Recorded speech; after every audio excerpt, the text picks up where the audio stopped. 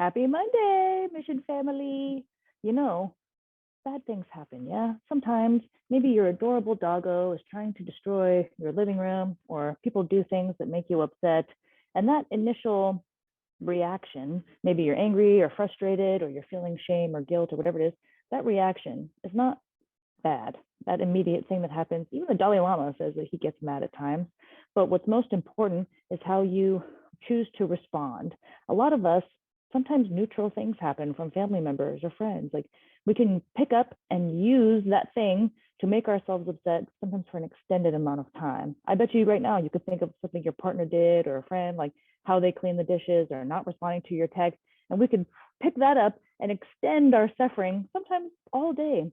So what's important is not that internal immediate response, but how we choose to engage with it afterwards. So if you can zoom out and see what you're doing, like, oh, wow, look, I'm really using this to make myself upset right now. Once I can take ownership over that, now I can be empowered. I have more choices. You know what I mean? So I hope you give it a shot this next week. Notice when you're picking something up and using it to upset yourself, and then see if you can put it down again.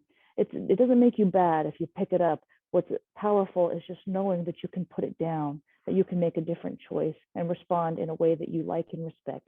Have a great week.